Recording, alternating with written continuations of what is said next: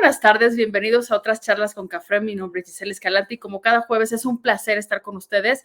Hoy vamos a platicar de un libro muy particular porque hoy nos vamos a enfocar más en un texto que es científico, en un texto académico y que es hecho por este psicoterapeuta especializado en temas de bienestar y salud mental.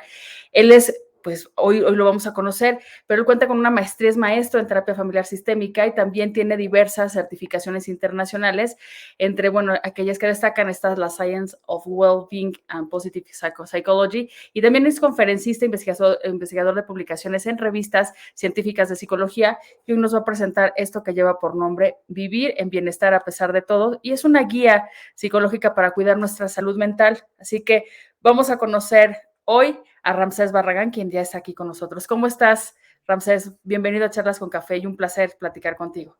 Igualmente, Giselle, buenos días, gracias por la oportunidad y pues encantado de compartir esta charla contigo hoy día. Oye, porque además cuando hablamos de esta cuestión de bienestar emocional, bienestar mental, pues se nos vienen un sinfín, ¿no? De historias, un sinfín de teorías que hemos escuchado. La verdad es que para mí cuando empecé a leer este libro fue una grata sorpresa encontrarme con diversos estudios que tú vas citando y que nos vas llevando de la mano. Platiquemos un poco de cómo es esta guía especializada para realmente poder alcanzar o acceder a este bienestar. Sí, como dice Giselle, empezó bajo postulados científicos, armando poco a poco la compilación de trabajos académicos, de todo lo que he realizado en investigación de campo, investigación teórica, en fin, y que fue armando casi en automático un libro que integrase esos pilares que conforman el modelo de bienestar que se ofrece, ¿no?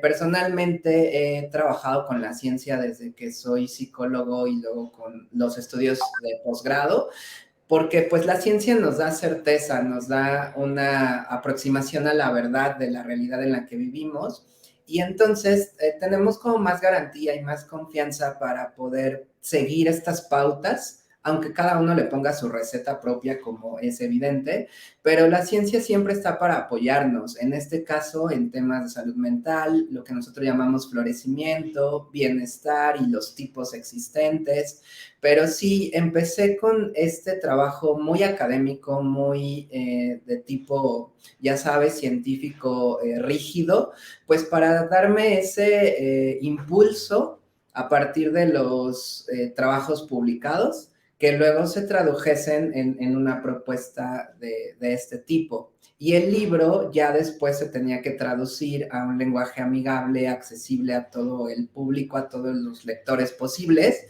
y es lo que se presenta al final, ¿no? Partir como del texto académico, hacerlo digerible, hacerlo fácil de leer y de abordar para seguir entonces esa guía, ¿no? Sin que yo les diga exactamente qué hacer, porque eso no lo puede hacer nadie, pero sí tener una serie de herramientas muy fáciles de seguir y de adoptar como hábitos de vida saludables. Así fue el proceso un poquito, Giselle.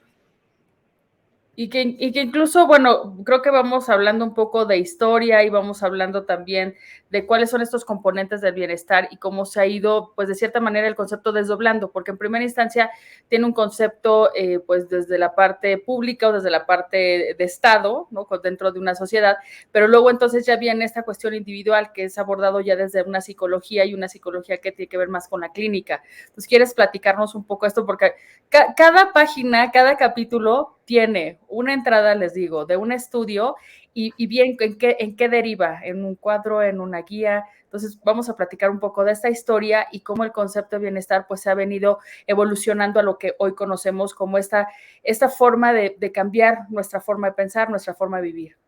Sí, totalmente de acuerdo, Giselle. Estamos en un momento histórico donde el bienestar, estos temas de la salud pública, física, social, mental, es algo con lo que ya trabajamos nosotros profesionistas y todos nuestros usuarios, consultantes, están mucho más familiarizados con estos conceptos. Evidentemente, hay a veces confusiones con los términos o se extrapolan a otros conceptos que ya se desvían como del sentido original, ¿no?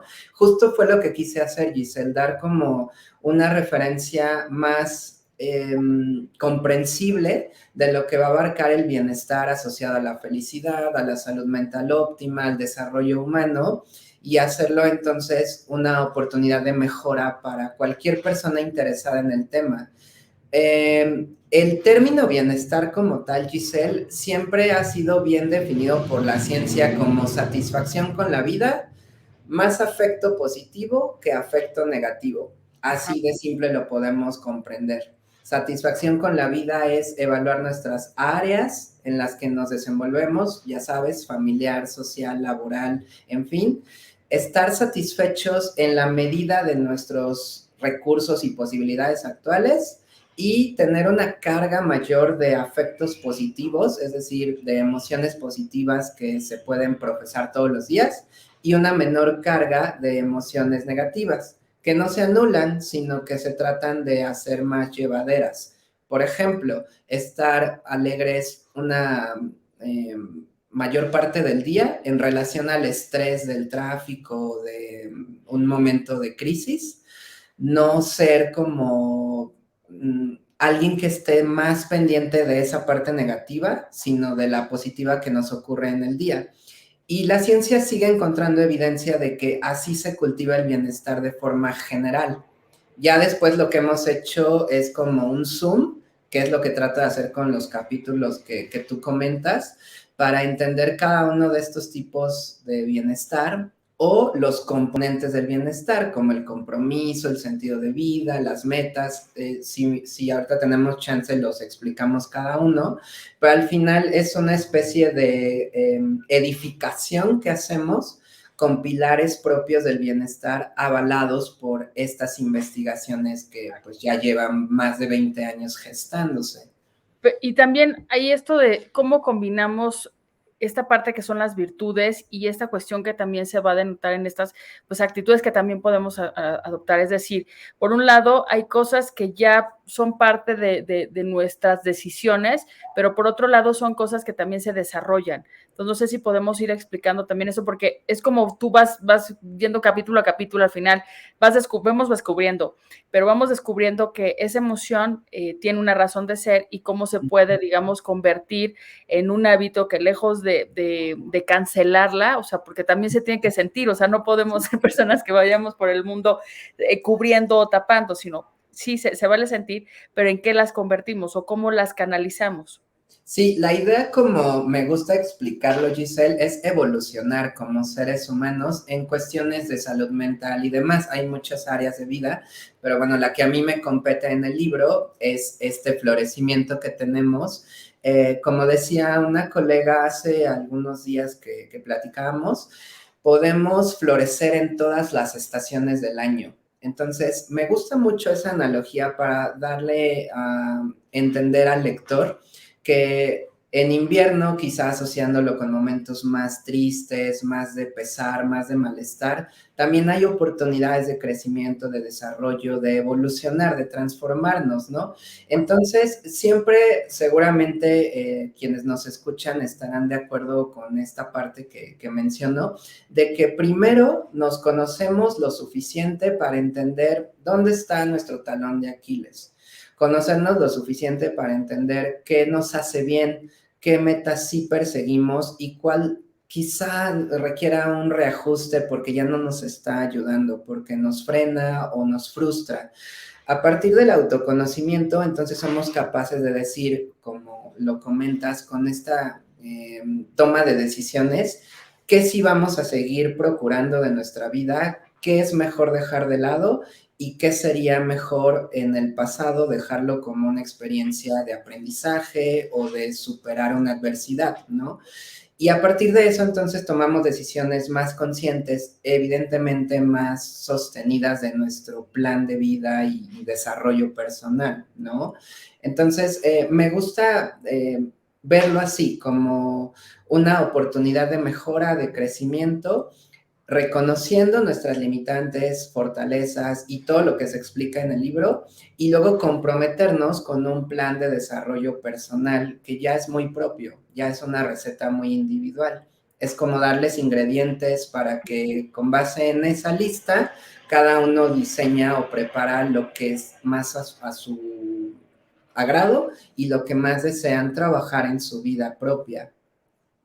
Que incluso, así como lo planteas, hablamos de una gestión de las emociones. Y por otro lado, esa gestión de las emociones nos lleva, bueno, a conocer esto que te menciono. Hay un cuadro que me gustó mucho que es la clasificación de las 6 virtudes, pero luego cómo lo conviertes en estas 24 fortalezas.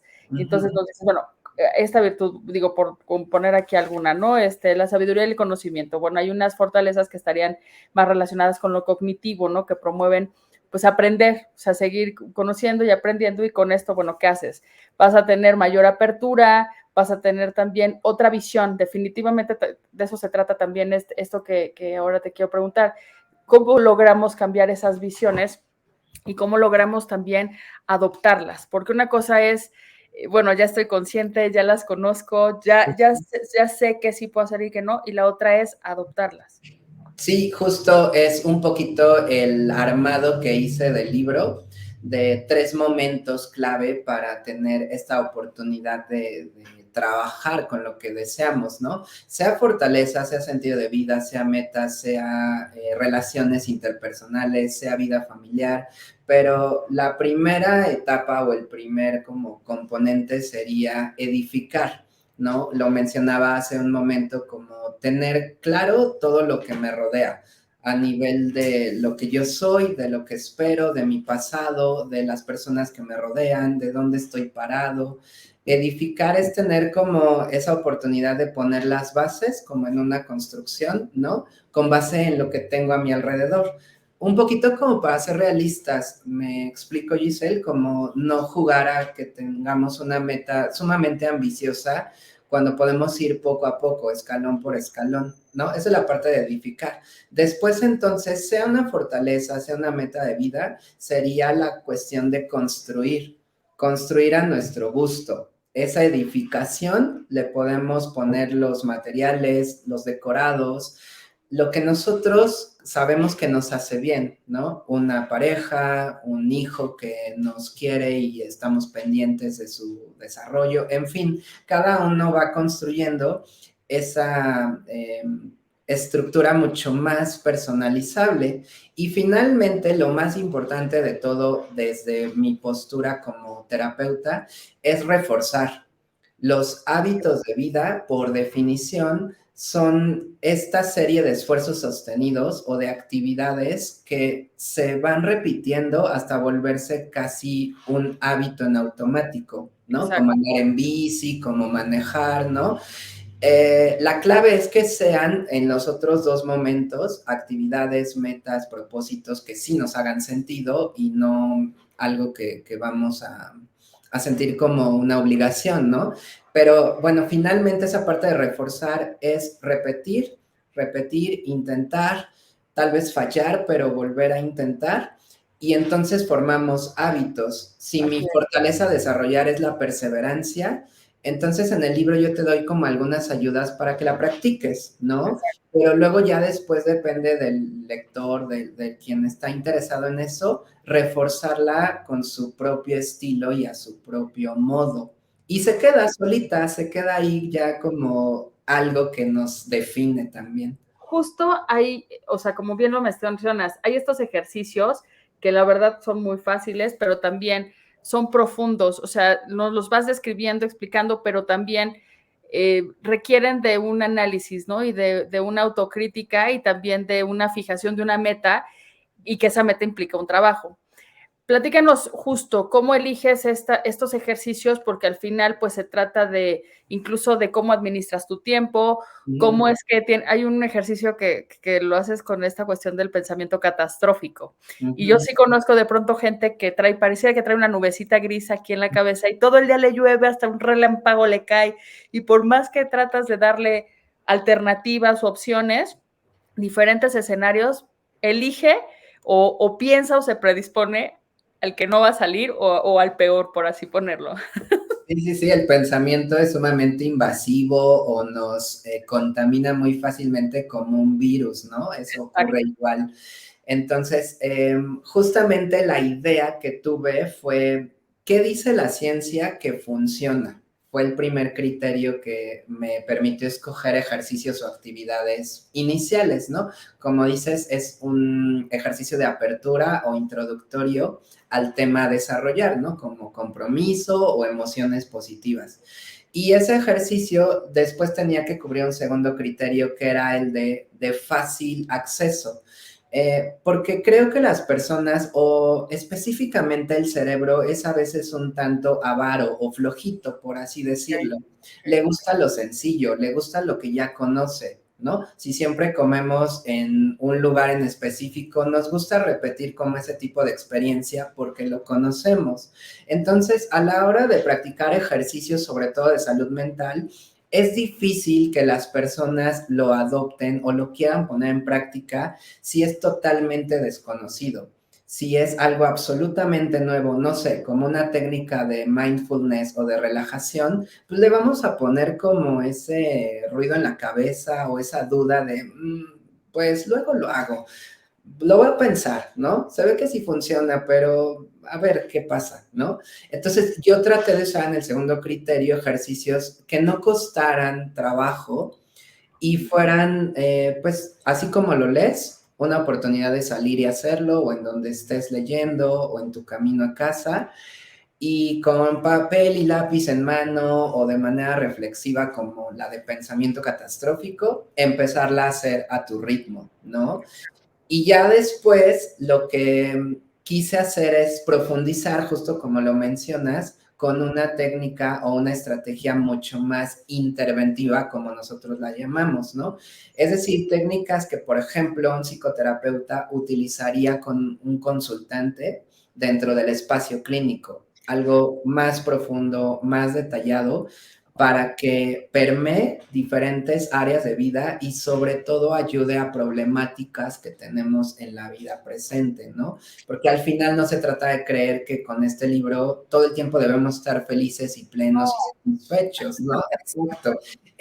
Hay adversidades que nos van a ocurrir todo el tiempo, a todas horas, pero depende de esos pilares que hayamos edificado y construido, cómo vamos a salir adelante de la adversidad. Ahora, Así. esto que mencionas también me recuerda algunos puntos que también mencionas, porque tu libro, insisto, además de tener todas estas referencias científicas, tú también te has vuelto esa referencia científica. Y de esta manera me gustaría, o sea, que tú nos pudieras sobre todo comentar, en una época en donde muchas personas están en búsqueda de esa identidad, de ese autodescubrimiento, de cómo, con qué se identifican, hay un apartado que se llama Mapa de la Identidad. Sí. Y aquí me encantaría, sobre todo para nuestros jóvenes, ¿no? Aquellos que están ya en esta etapa de adolescente y luego que ya están saliendo, incluso ya, pues, con estas características que te van perfilando y te van dando eso que te va a hacer único. Platícanos sobre los estudios que estás basándote, pero también cómo tú construyes, una vez más, una herramienta para tú mismo. Haz ese mapa, descúbrete y sin temores, sin miedos, sin complejos, porque también crecer y madurar implica eso, o sea, vencer esos miedos y aceptarte y con toda la libertad, pero también con toda la aceptación que se requiere para poder llegar a tú mismo poderte describir y llegar a hacer esta configuración que repito, o sea, lo llamas mapa de identidad, que me encantó. Sí, que viene en el capítulo de compromiso. Acá tengo mi acordeón por cuestión. O mapa identitario, que es una técnica muy usada en el contexto clínico, pero aplicable a cualquier persona interesada en el tema. O sea, en la lectura se ve muy fácil y muy digerible cómo podemos hacer este ejercicio de conocernos a partir de responder a frases incompletas o tener esta oportunidad de reflexionar de quiénes hemos sido, quiénes somos y quiénes queremos ser. Por eso se llama mapa, porque al final una persona es el cúmulo de experiencias pasadas, es lo que puede hacer hoy día con lo que tiene presente y lo que quiere lograr como metas o planes de vida. Entonces, el mapa identitario hace esa labor de identificar por dónde transitaste, qué quieres hacer en este momento y con esos recursos, fortalezas, talentos, aptitudes que reconozcas tú, adolescente, a dónde quieres llegar. Se vale escuchar opiniones de otros, se vale considerar qué dicen las estadísticas sobre ciertas metas de vida, pero al final la más importante opinión de todas es la tuya, ¿no? La del adolescente propio es la que vale más, pero eso te lo da un trabajo bastante introspectivo. Personalmente, Giselle, creo que los adolescentes son bastante buenos para conocerse a sí mismos, porque todo el tiempo están probando que sí y que no. Entonces, es más fácil con ellos hacerles ver de qué son capaces, qué quizá es una limitante, y entonces construir un plan para ese futuro. Donde fallan de repente luego, como pacientes que tengo de este rango de edad, es en el plan, en el futuro que sigue, porque normalmente la adolescencia es un periodo de me importa lo que pueda hacer ahorita y no estoy pensando en 5 años a futuro, ¿no? Fuera de eso, el mapa después va a lograr lo que llamamos nosotros engagement o vinculación, que también se explica en el libro. Y la vinculación es, si yo ya sé que soy bueno, si soy talentosa, si me gusta esto, si me apasiona lo otro, ¿qué espero para ponerlo en práctica? Eso es engagement. Y te lo da una serie de pautas o de ayudas que se plantean en el libro para afianzarlo, lo que te decía hace ratito de reforzarlo. Y ya te sigues, como decía mi mamá, como hilo de media, ¿no? Desarrollando esa técnica. Los adolescentes ya se comprometen a partir de esa edad, ¿no? Que sienten el deseo de, bueno, a ver qué voy a intentar, ser músico, meterme a la universidad, seguir el negocio familiar, pero tengo la oportunidad ahorita de hacer un mapa de mi personalidad y planear a 3, 5 años, y no está mal hacerlo de esa manera porque ya me conozco lo suficiente. Hay algunos también referencias que nos hace, sobre todo los que estamos pues muy inmersos en la academia y vemos qué ha pasado, cuál es el resultado de las poblaciones y más post-COVID, porque bueno, pues hoy ya estamos más que pues recuperados en el sentido que ya estamos en el trabajo, muchos ya estamos totalmente presenciales, pero tú haces también aquí el cómo se enfrentan las crisis y haces referencia a Karl Popper, pensador también que nos habla sobre qué significa, ¿no? Bienestar o qué significa también esta capacidad que podemos nosotros desarrollar para resolver problemas. Y en ese sentido, nos propones también un modelo de bienestar integrativo que habla de 9 tipos. Me gustaría mucho que platicaras esto, porque conforme vas llegando a este apartado, también te das cuenta que mucho de lo que debemos hoy aprender es a hacer esa pausa, analizar, saber exactamente qué está pasando. Si no está en nuestras manos, pues debemos acceder a otra información. Evidentemente, yo sé que estamos bombardeados por medios de comunicación, redes sociales, nuestras redes sociales personales, amigos y más que nos dicen cosas, nos comparten sus experiencias, pero cómo hacer estas, digamos, como pausas que nos permiten realmente llegar a tomar decisiones que nos lleven justo a construir pues bienestar que puede ser integrativo y que abarca muchos ámbitos de nuestra existencia. Claro, bueno, tratando de no extenderme 40 minutos con este tema. Extiéndete 2 horas, tú tranquilo. Está padre, gracias Giselle, yo te acepto la oportunidad, porque sí hablas de muchos temas que sí me ocuparon cuando yo estaba redactando el libro. Por ejemplo, uno que me gusta siempre mencionar es que el libro se escribió en el año pandémico.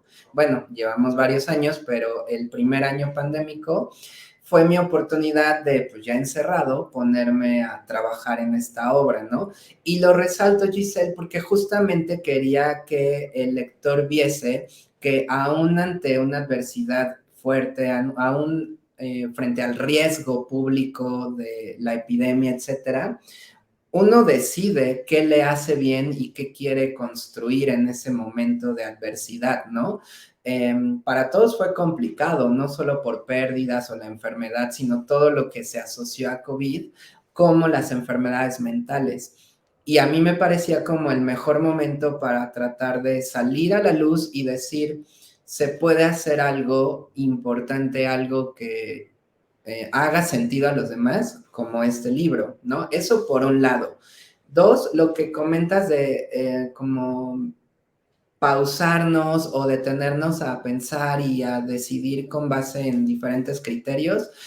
Es algo que también trato de hacer con cada capítulo. Ojalá se haya logrado. Yo digo que sí, porque al final el libro tú te lo vas a llevar a todos lados, vas a estar como hojeándolo, revisando lo que ya leíste, etcétera, Exacto. para hacer esas pausas justamente de yo me voy a mover a mi ritmo, yo no necesito leerlo todo corrido porque me gustó este ejercicio, esta técnica del mejor yo posible o el photobook de fortalezas, la quiero hacer bien, la quiero hacer con todo detenimiento porque creo que me está ayudando a florecer, ¿no? Un amigo que no tiene nada que ver con la profesión fue uno de mis primeros lectores y él me comentaba justamente eso, él es abogado y decía, necesitas pausar más el libro, necesitas dejarle al lector la oportunidad de que vaya a su ritmo, ¿no? Ok. Porque al principio mi primer borrador era ejercicio tras ejercicio, ya sabes, como somos los académicos de vamos a hacer todo así rápido, eficiente. Y él me decía, pues sí, pero yo no soy psicólogo, yo no soy psicoterapeuta, necesito encontrar mi ritmo. Y entonces eran las pausas que yo trataba de marcar de, oye, hasta aquí, ¿cómo vas? ¿Cómo te has sentido? Ya vamos a pasar a otro tema, si quieres, si no, deja el libro. Y así la lectura se vuelve también mucho más comprensible y amigable, ¿no? Y finalmente, el tercer punto de lo que comenta Giselle, algo que descubrimos y que yo he estado trabajando desde hace varios años en eso, es que no hay un solo bienestar, sino Ok, no hay. así es. Es hacerle zoom como si tuvieras un arbolito que está ya floreciendo, tiene sus propios frutos, etcétera, y ese se llama bienestar. Pero descubrimos que cada fruto, cada flor, cada rama que ves en ese árbol se enfoca a algo diferente. Eso es lo que la ciencia ha estado investigando y un servidor desde un modelo propio llamado MIF viene un capítulo también dedicado a eso, como bien mencionas, y entonces a mí me encanta creer que es una oportunidad de lujo para todas las personas, porque tal vez has trabajado mucho en tu bienestar social, ¿no? Eres muy amiguera, sociable, le caes bien a todo mundo, tienes un programa de radio exitoso, ¿no? En fin, la parte social está muy bien desarrollada, pero tal vez la emocional, la laboral, la intelectual, haya que reforzarla y tienes esa oportunidad de desarrollo hoy, mañana o en el momento que tú lo decidas. Esos 9 tipos de bienestar son los que la ciencia ha encontrado de manera más consistente. Probablemente haya otros y Ajá, ajá. aparezcan, claro, pero hasta ahora 9 tipos de bienestar es lo que un servidor ha tratado como de dejar en el papel, de que están ahí en alguna partecita del cerebro diciéndonos trabaja con ellos, ¿no? Ahora, fíjate, esto que estás diciendo, trabaja en ellos. ¿Cómo podemos identificar? Digo, evidentemente la recomendación es lean el libro, ¿verdad? Vamos a dejar los datos de Ramsés para que puedan consultarlo.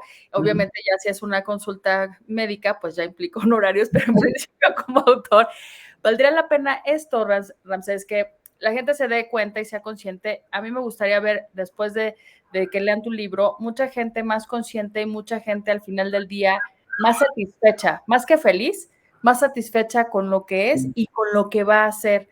Entonces, ¿cuál sería como este paso de identificación, este segundo paso? O sea, una vez que ya lo leíste, para también decirles, o sea, no es nada más que vean esta entrevista, que evidentemente nos estás diciendo cosas muy interesantes, pero todo está aquí en tu texto y que si alguien está dudando y demás, tú le dijeras, bueno, los pasos a seguir serían, obviamente, lee el libro y después, ¿cómo es que tú te introduces a toda esta propuesta que hablas para tener esta guía, para una vida con mayor bienestar? Wow, me encantó esa pregunta, Giselle. Es de las mejores que me han hecho porque justo es algo que no siempre se me da la oportunidad de decir. En alguna parte del libro se menciona, no recuerdo exactamente en qué página, pero mi trabajo siempre ha sido, y con eso cierro el libro, aunque sea spoiler, ¿no? Pero la última frase dice ayudar a los demás. Esa es mi misión de vida.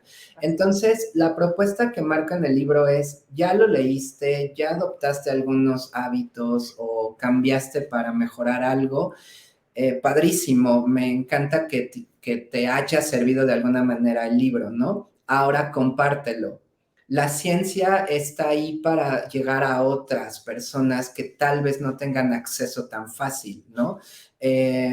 Por diferentes razones, pero el libro está para llevárselo a alguien más. Nosotros hemos trabajado mucho esa campaña de regala bienestar. Entonces, no compre nada más el libro para ti, sino compra dos para que uno se lo regales a la persona que le pueda hacer bien porque está pasando por una situación difícil y que no se acerca a solicitar ayuda o que pues obviamente yo no puedo tener acceso a tantas personas al mismo tiempo, ¿no? Entonces es una especie de extensión que me gusta contar como compartir lo que ya te sirvió a ti haciéndole llegar la propuesta a alguien más, ¿no? Le regalas el libro o le prestas el que tienes, lo ideal es que cada uno tenga su libro por este fin de que lo lleven a todos lados, ¿no? Pero eso es lo que seguiría, que yo tenga en algún momento la satisfacción, como dices, en vez de la felicidad, la satisfacción de está llegando a rincones donde yo no me imaginaba que podía llegar y que fue por recomendación de boca en boca de algo que le hizo bien. Así como contagiamos malestar, también contagiamos bienestar.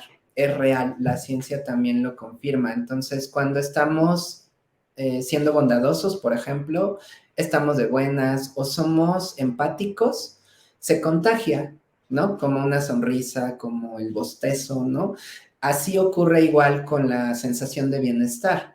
Entonces, qué padre sería que yo llevo mi libro, oye, mira lo que leí, es maravilloso, vamos a la librería y te quiero comprar uno, que ha pasado, obviamente, y ese sería el siguiente paso, ¿no? Que esa personita que jamás supo de esta propuesta, por alguien más se le hizo llegar.